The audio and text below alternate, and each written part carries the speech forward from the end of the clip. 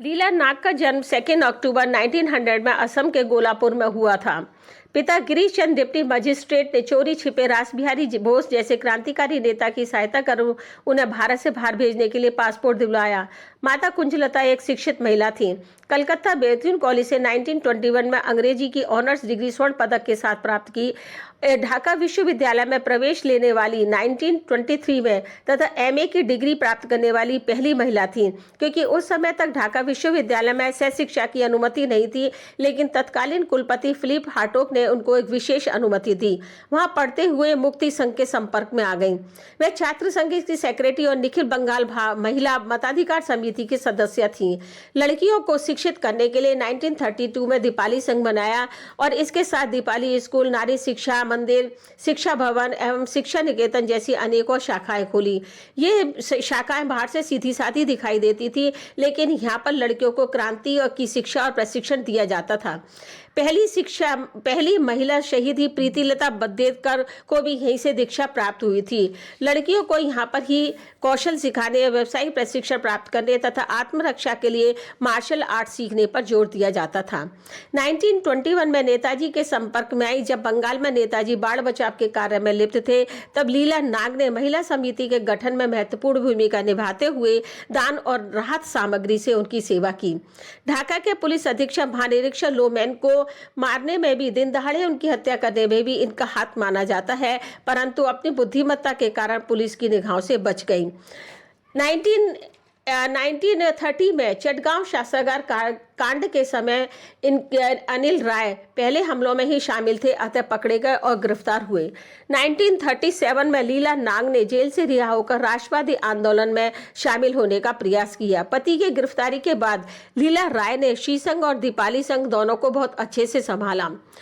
20 दिसंबर 1931 को बंगाल अध्यादेश में गिरफ्तार हुई। 6 साल के बाद 8 अक्टूबर 1937 में रिहा हुई। इसी दौरान जेल के कैदियों की मांगों को पूरा करने के लिए कई बार भूख हड़ताल पर भी रहीं। अपनी गिरफ्तारी से पहले 1931 में लीला नाग ने जयश्री प्रकाशन पत्रिका शुरू की। ये एक ऐसी पत्रिका थी जिसका संचालन, संपादन, प्रबंध एवं लेखन सिर्फ महिलाएं ही करती थी। रविन्द्रनाथ टैगोर ने इसकी खूब प्रशंसा की। उद्घाटन के समय रविन्द्रनाथ टैगोर उपस्थित थे। उन्होंने इन क्रांतिकारी विचारों की पत्रिका को देख करके ये कहा था कि लीला नाग हमारे शांति निकेतन को ज्वाइन कर सकती हैं, लेकिन लीला नाग ने मना कर दिया।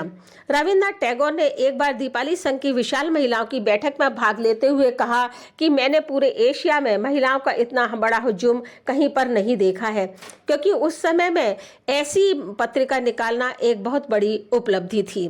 सविनय अवज्ञा आंदोलन में भाग ले 6 साल जेल काटी। 1938 में लीला नाग कांग्रेस अध्यक्ष नेताजी द्वारा कांग्रेस की राष्ट्रीय योजना समिति में नामित की गई।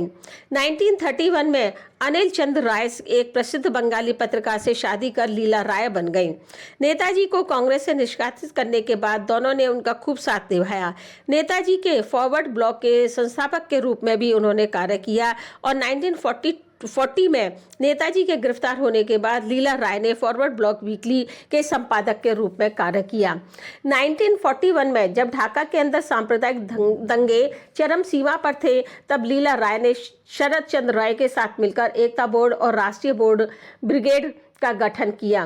1942 में भारत छोड़ो आंदोलन तथा जयश्री देशभक्ति तथा क्रांतिकारी विचार होने के कारण गिरफ्तार हुई और पत्रिका बंद करने पर जोर दिया गया। 1943 में जब सुभाष चंद्र बोस ने आजाद हिंद फौज की स्थापना की, उस समय लीला राय जेल में थी। नेताजी ने कहा कि लीला की उपस्थिति रानी झांसी रेजिमेंट के लिए अच्छी साबित होती। भारत विभाजन की हिंसा के समय वह नौखली में गांधी जी से मिली। गांधी जी के वहां पहुंचने से पहले एक राहत केंद्र खोला और मात्र 6 दिनों में 90 किलोमीटर पैदल चल करके 400 महिलाओं को बचाया, जिनका बलात्कार, अपंग, धर्म परिवर्तन या जबरन विवाह किया गया था। इन महिलाओं को बचाने के लिए लीला राय ने दीपाली संघ बनाया था। दिसंबर 1946 में संविधान सभा के लिए चुनी गई जाने वाली वो पहली पश्चिमी बंगाल की महिला थी। आपने हिंदू बोर्ड बिल के तहत महिलाओं को संपत्ति का अधिकार, न्यायपालिका की स्वतंत्रता, हिंदुस्तानी भाषा को राष्ट्रीय भाषा घोषित करने जैसे मामलों में सक्रिय भूमिका निभाने में अहम भूमिका निभाई। भारत के संविधान को मूल रूप देने वाली समिति में 15 महिलाएं थीं, उनमें से लीला राय एक थी। 1946 से 47 तक नोआखली में अनेकों शिविर आयोजित किए। 1947 में पश्चिमी बंगाल में एक जातीय महिला संगठन भी बनाया।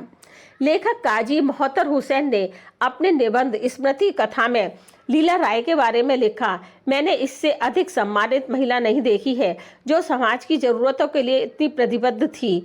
उनका मानना था कि जब तक महिलाएं स्वतंत्र नहीं होंगी उन्हें पुरुषों से वह सम्मान कभी नहीं मिलेगा जिसकी वे हकदार हैं। इसलिए उन्होंने महिलाओं को नैपकिन, रुमाल तथा कलात्मक डिजाइन बनाने के लिए प्रेरित किया और उसके लिए अपनी आजीविका कमाने के लिए दरवाजे खोलने के लिए बिक्री की व्यवस्था भी की।